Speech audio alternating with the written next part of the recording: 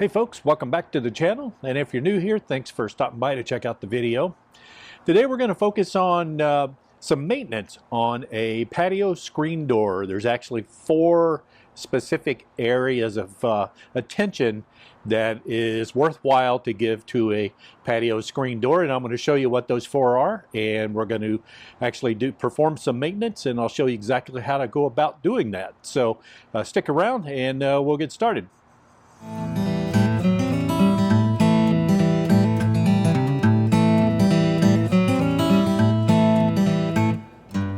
So anyone that's ever had to deal with a patio screen door knows that at one time or another there has been something that has acted up on it, stopped functioning quite or is not functioning quite the way it should, that kind of thing.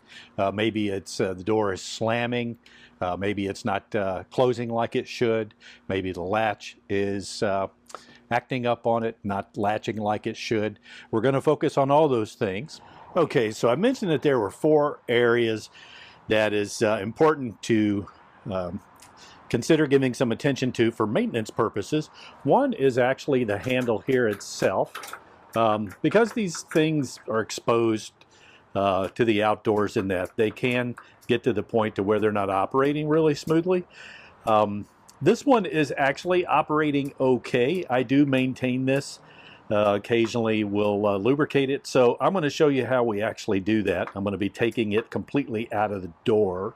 So that's one area. The other area is the latch pin or the latch plate itself. This you want to make sure is lubricated. And in my case, it's actually not functioning correctly. And if you look carefully, hopefully that shows up. It's actually mounted crooked, and that was done by the installer. So let me show you what kind of issue that is causing. And I hope this shows up, but when I shut my door, that latch pin doesn't engage completely. It's engaging at the top, but not at the bottom. So if I put my finger in there, push that over, that's what it should be. So we're going to have to make an adjustment there to get that working correctly. The next area of attention is the door closer itself. And there's not a whole lot you have to be concerned about with these, but they do need adjusting now and then. And that's usually because of seasonal influences. So when the weather gets hot or it gets really cold, it can affect the operation of your door closer. So you may have to, on a seasonal basis, adjust that. It's ridiculously simple if you're not familiar with how to do that, but I'm going to show you. Mine is actually, if I open up the door, as you can see, my door is not closing as quickly as it should. It's really slow to close, and I don't get that final little slam like I need in order to get it to latch. So you can see it doesn't quite latch, so we're going to take care of that. The last thing are the hinges. Now, these are not necessarily hinges that you'll be taking apart, unlike an interior door hinge where you can pop the pin out of it and grease up the pin and things like that. This we're just going to be doing some lubricating to it. These are working okay, but again, a little lubrication certainly will help, and it'll actually help with the closing part as well. If I did nothing other than just lubricate this upper, and there's another hinge down at the bottom, there are 2 on this door.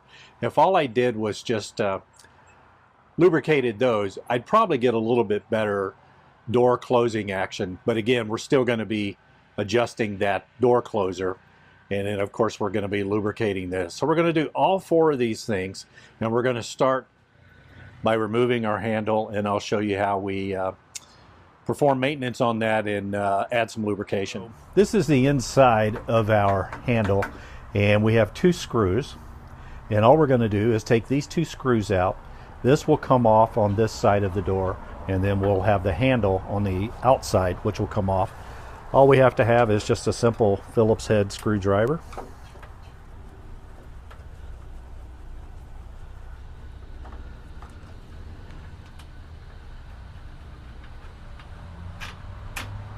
Got our first screw out. Take the second one. And as you're removing the second one, you want to reach around and kind of hold the handle on the outside as well as this mechanism on the inside so nothing actually falls off. So we'll just continue to screw this. There we go. Whoops, like that. That's what you don't want to have happen. Okay, so I sort of told a fib. There is one other screw, and that is on the outside at the bottom of the handle here. So we just have to get that screw out.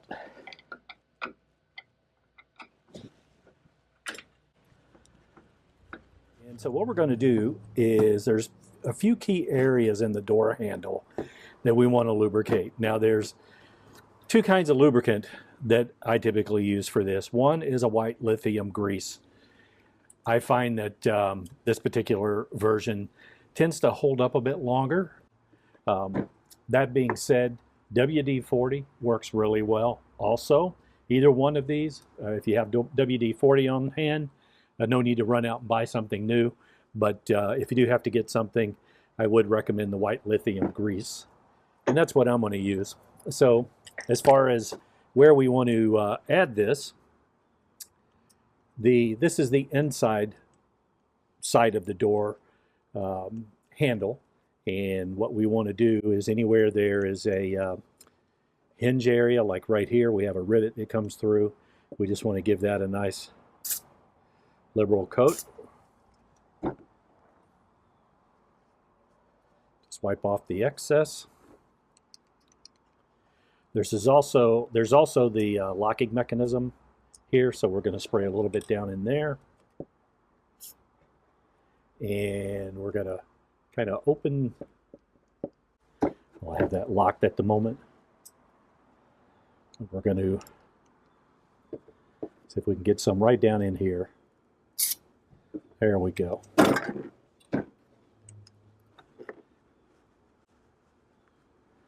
And again, we'll just wipe off the excess. That should give us enough down inside there for that to work nice and freely. This is another piece we want to just add a little bit of a coating to. This is the pin. It actually comes through from the outside and fits in like so. We just want to make sure that this is lubricated well. Actually, we'll hit this right here on the back side as well. There we go. These cans come with a little straw to make getting the lubricant in there a little bit more precise. I have lost mine. So there we go. So we have that piece. There's not really anything on the handle itself. We don't have to worry about this piece necessarily. That's going to that just floats in that pocket. And then what we want to do is put our pin in, and then we have a spring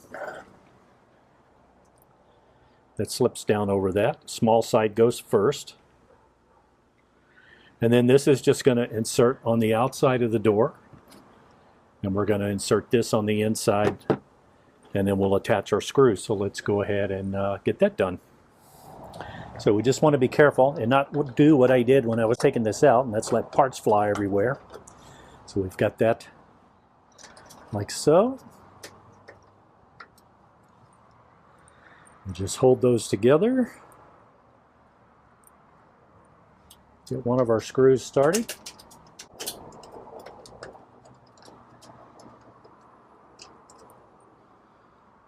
Looks pretty good.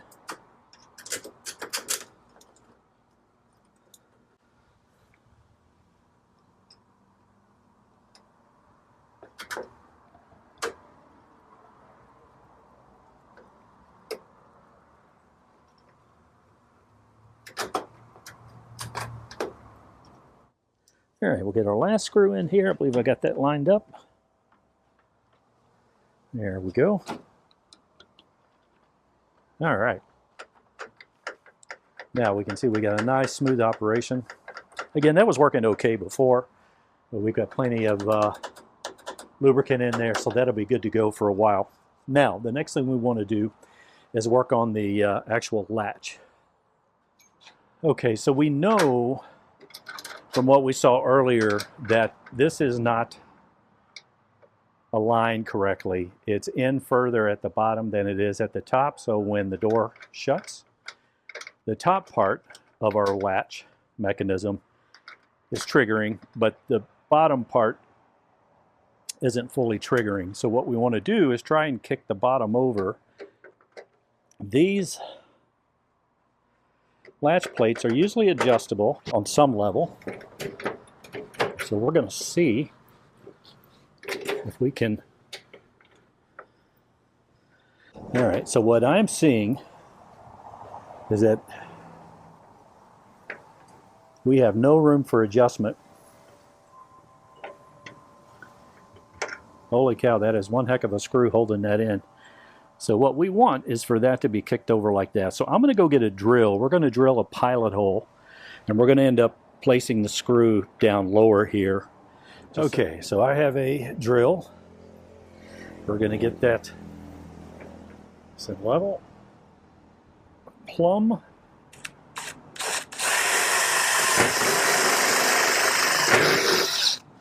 All right, so we have a new hole drilled. Let's go ahead and get our this screw is a bit overkill, but that's what it was installed with, so that's what we're going to use to put it back with. This, by the way, is a 1/4 inch head, so I'm using a nut driver. Get this installed. All right, that looks a lot better. Now we do still need to lubricate this. So we're just going to get a little bit of that lube up in there. I think we're good. And let's, we got to tighten the top screw. Almost forgot about that.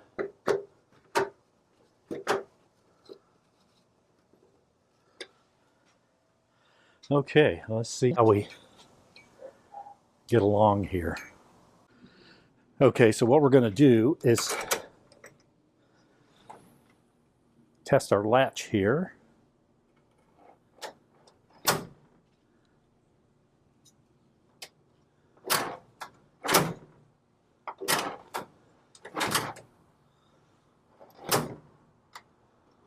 That looks pretty good to me. Okay, so on our door closer here, right on the end, recessed in this little round opening, is a screw.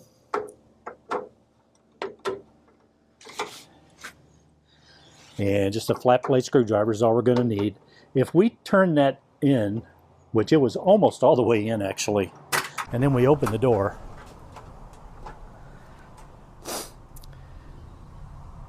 that essentially is going to cause this to take a long time to close. Now if I turn this screw counterclockwise,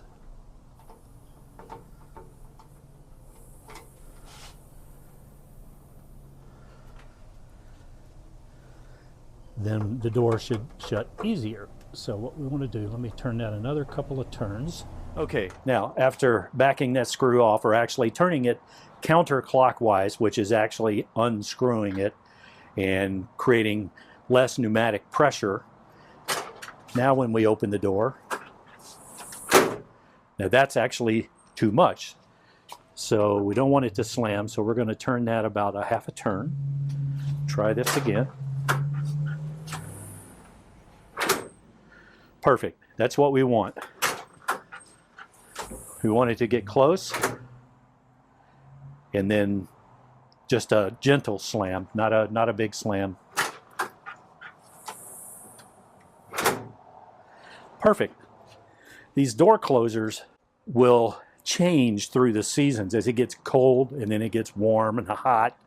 they will behave a little bit differently. So it's not uncommon to have to occasionally come out, again, with just a screwdriver. It's just literally a screwdriver, and you just loosen or tighten the screw that's in the end of that, and that's all it takes. Just to do that maybe once a season, and you should be good to go. So now that takes us to the fourth and final step. Okay, and the last step here, and there's no rocket science to this, we're just going to,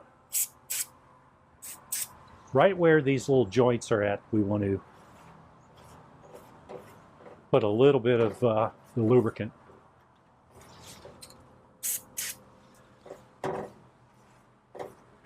And we'll do the same thing with the hinge at the bottom.